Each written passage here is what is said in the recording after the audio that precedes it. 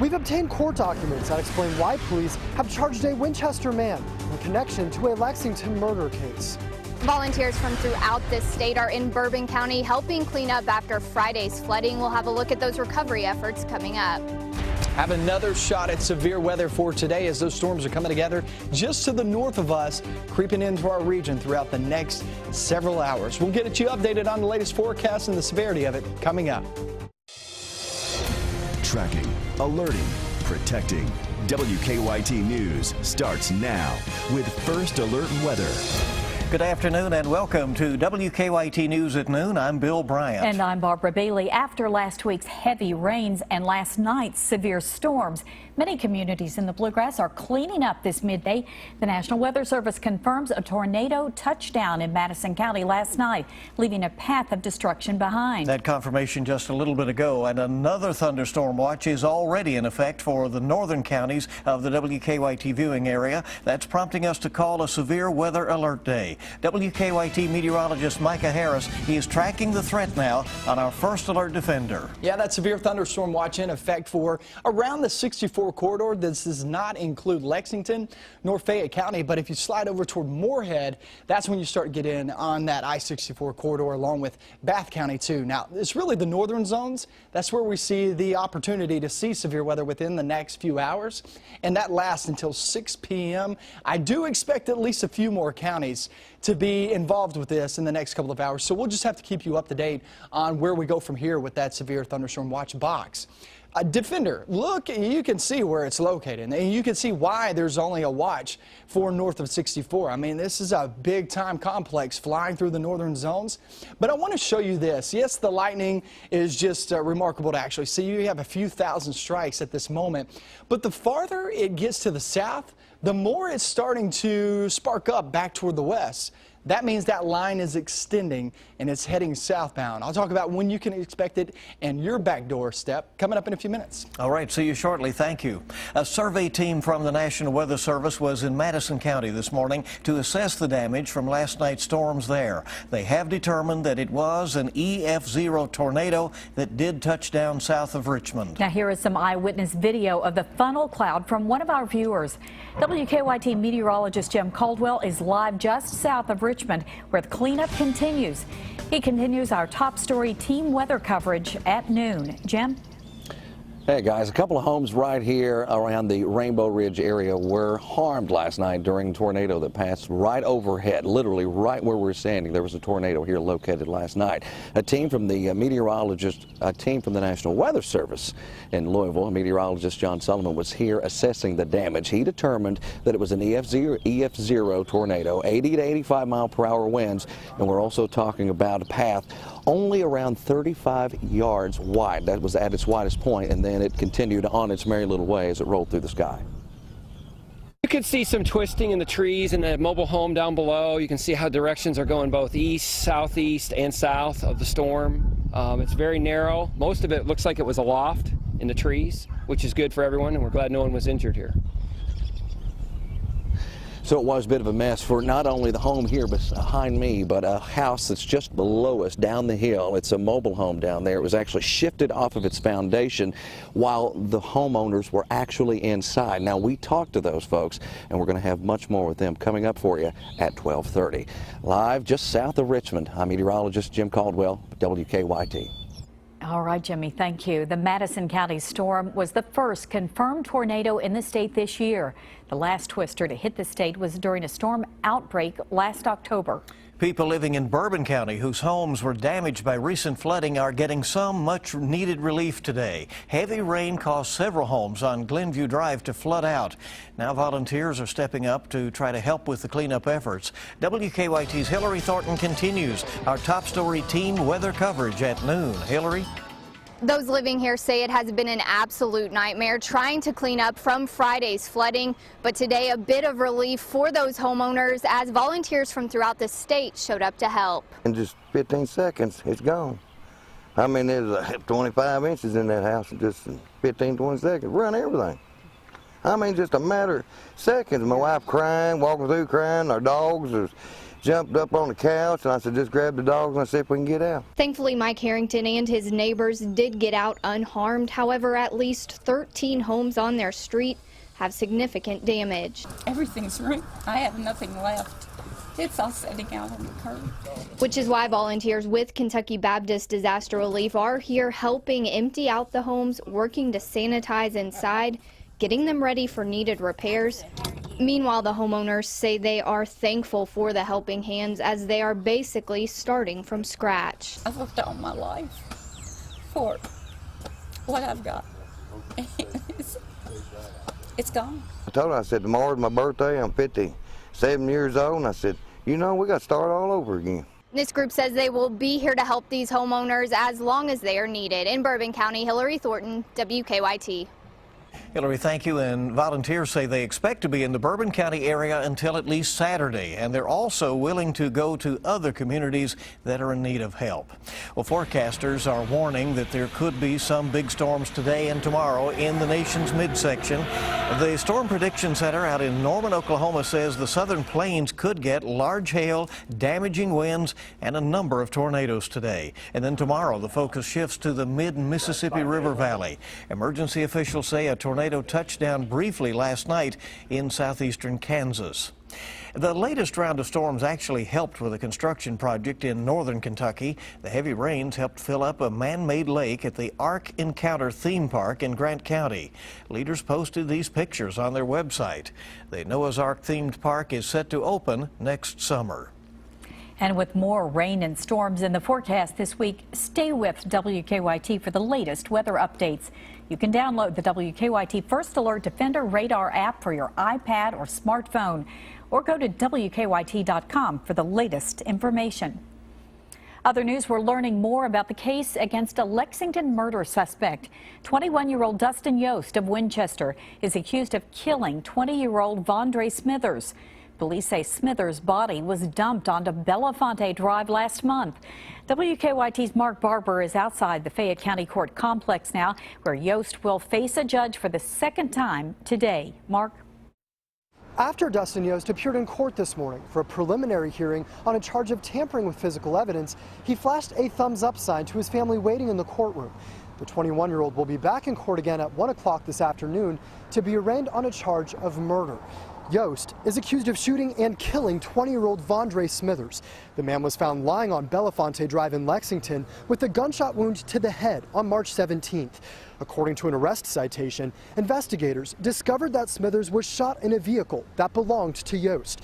The citation doesn't specify where Smithers was shot. However, we have learned from court records that it happened at a gas station in Fayette County. Yost was arrested in Bourbon County last week and was charged with tampering with physical evidence. According to court documents, when police interviewed Yost, he blamed the murder on someone else. The arrest citation goes on to say that Yost told police that he was in the vehicle when Smithers was shot and then he drove off while the gun and other evidence was still in the vehicle. We've learned from court records that Yost stopped in Fayette County to clean the vehicle. He admitted to investigators that he threw away the clothes he was wearing during the shooting, according to court documents. The arrest warrant states that when Yost drove out of Fayette County, he got rid of the gun and other evidence in a rural area. At this time, police are not saying why they think Yost shot Smithers. However, I am told that they have found surveillance video of Yost getting rid of evidence. In Lexington, Mark Barber, WKYT. Mark, thank you. We reached out to the 21-year-old's family, but they tell us they do not want to comment on the case. Police are searching for 2 inmates who escaped from a Lexington prison. Administrators at Blackburn Correctional Facility say Kelly Conway and James Dennis were reported missing at 9:30 last night. Both men were wearing khaki pants and sweatshirts. Conway was serving time for robbery. Dennis was in prison for making meth. Candidate for Kentucky Lieutenant Governor Sandy Overly is asking that her testimony in a sexual harassment case be sealed. An attorney told the Herald Leader that he wants to ask the Democratic state representative about any sexual harassment she may have experienced while serving in the legislature. The attorney represents 2 women who have filed a sexual harassment lawsuit against former state representative John Arnold of Sturgis. Overly is running alongside Jack Conway, who is seeking the nomination for governor in next month's primary. Well, it's a big day out at the National Corvette Museum in Bowling Green. Construction crews started pouring concrete for a new floor in the Sky Dome this morning. A large sinkhole opened up in February of last year, swallowing up 8 rare and classic Corvettes. The sinkhole became a large tourist attraction for the museum. Most of it is now being filled, but the museum will keep part of it for a permanent display. Well, a white police officer in South Carolina is facing murder charges today after gunning down an unarmed black man. We'll have the latest on that investigation next on Kentucky's #1 midday news. Also ahead on WKYT, a labor union criticizing actress Nicole Kidman for her new role as the face of a United Arab Emirates airline. Find out why, coming up on WKYT News at noon. Welcome back to WKYT News at noon. A South Carolina police officer is facing murder charges after a video surfaced that shows the white officer shooting a black man from behind. The Justice Department is now looking into the shooting that has outraged the community. Omar Villafranca has the latest from North Charleston. All lives matter. Demonstrators rallied on the steps of North Charleston City Hall to protest the killing of an unarmed black man by a white police officer. This is what democracy looks like. Officer Michael Slager was charged with murder after a cell phone video surfaced showing him firing 8 times at 50-year-old Walter Scott as Scott ran away. North Charleston's mayor says the officer made a bad decision. When you're wrong, you're wrong. The officer pulled Scott over Saturday for a broken tail light. Slager claims he feared for his life as the two struggled over his taser. 223, just got shots fired. Subject is down. He grabbed my taser. But the video shows Scott ran away. Then the officer started shooting. I thought that my brother was gunned down like an animal. It was just unbelievable to me to see that. After the shooting, the video shows the 33-year-old officer dropped something on the ground near the victim's body. Community leaders in South Carolina are calling for calm. So far, demonstrations here have been peaceful. Justice has been served without one rock thrown already. And that's how each situation needs to be handled. Slager is being held without bond. Omar Villafranca, CBS News, North Charleston, South Carolina. If convicted, the 5-year veteran could face life in prison or death. Scott's family says that he may have tried to run because he was owed child support.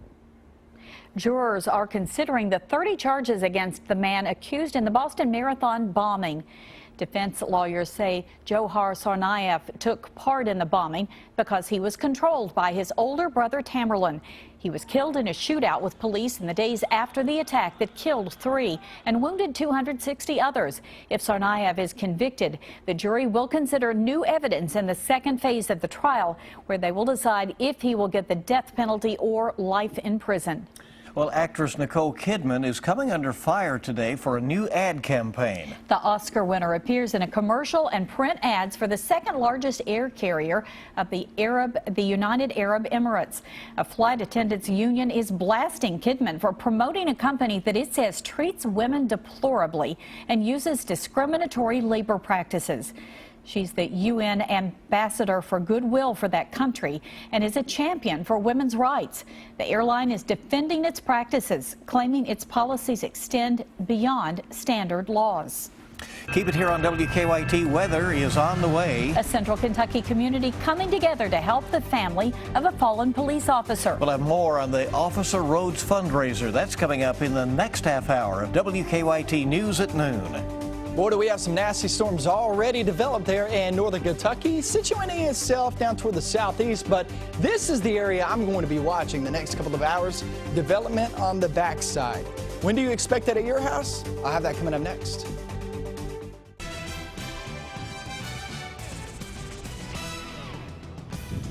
Well, we're looking outside this afternoon and seeing those thunderstorms continue to make their way down toward the southeast. We do have some severe thunderstorm warnings in effect, and it's right along the river. I mean, you have to go to the Ohio and also Kentucky border to really find that severe threat. On the backside of this, we have had warnings, but they're not there as of right now. Let me take you into a loop and show you where it's moving.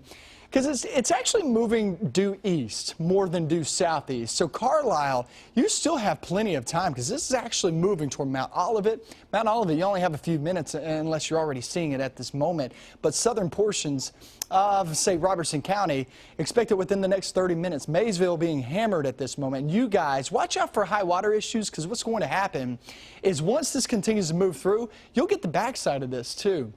It's just not going to be fun to go through. A lot of water, a lot of lightning, and also damaging winds and large hail associated with this. Flemingsburg, you still have about another, I would say, 45 minutes to an hour before this line actually gets to you. Carlisle, you still have about an hour because it's just not moving south that much. A lot of this is just tracking toward the east more than anything else. What I really want to watch for is you see the bigger picture of this. I really want to watch on the backside, right in this area, right through here. This is what we're going to watch for further storm development because we have seen this move down toward the south, and these have actually sparked up just the past hour. So I expect that to just continue to stretch back toward the west, and if that's the case, then you'll start to see that dip into our western zones too. Frankfort, which you are under a severe thunderstorm watch. That whole watch box is actually north of 64 for the northern zones until 6 p.m. That does go for, say, Elliott County, Rowan County, Bath, points toward the north. So heads up Bourbon County, Scott County, and also Franklin County sitting there until 6 p.m. Look at your temperatures. We're at 72 in Richmond, 72 there in London. There's some nasty air outside. And when I say that, I mean you can step outside and feel the moisture really on the increase. We'll be in the upper 70s to around 80 degrees this afternoon. Those spotty storms continue to develop and slide down toward the southeast. And that goes off into the evening too. So if you have any plans, especially across central, north, and western Kentucky or western portions of our viewing area, heads up for that. I mean, if you have any ball games going on later on this evening, it's not a good call because it looks like it'll be through there anywhere from about 3 to about 5 p.m. through the slight risk area. It's already in the northern zone, so down towards, say, Richmond or Danville. The marginal, what that means is it's a slighter chance than the slight chance. Smaller chance, we'll put that, as it slides off into the evening and into the nighttime hours. Here's your 7-day forecast. And we're looking across the area, and the next few days, tomorrow is going to be the same story as today. Nasty temperatures and also sitting there with those strong to severe storms. Friday, mainly during the morning hours, it pushes out. Keeneland looks pretty good during the afternoon and off towards the weekend. Weekend looks really nice and feels nice, too. Okay, it's just getting there, right? That's right. Okay, thank you, Micah. We're coming back in a moment. The NCAA ratings come up big. And it was a record-setting night in the Women's Championship. Dave Baker's next with sports. And checking stocks as we head to break this afternoon. The major market indicators all pointing upward at midday.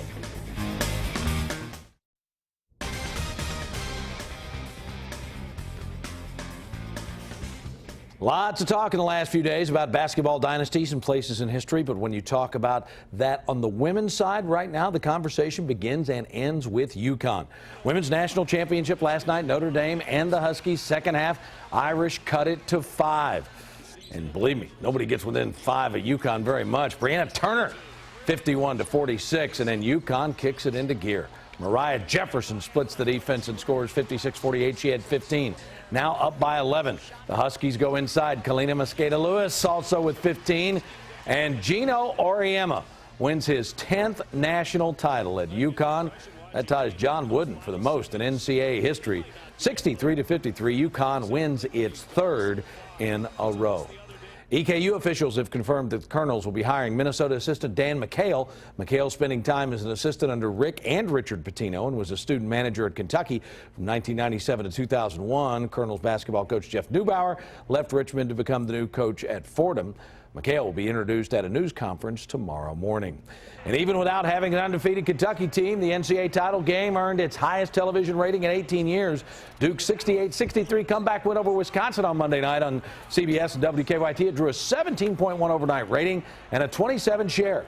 That was the best since the 97 championship. Remember, that's when Kentucky and Arizona went to overtime in Indianapolis. It was up 33% from last year's game with Kentucky and UConn. And in addition to that, Wildcat fans, you made Saturday's UK Team Stream on TNT the most watched Team Stream broadcast with 4.5 million people tuning in.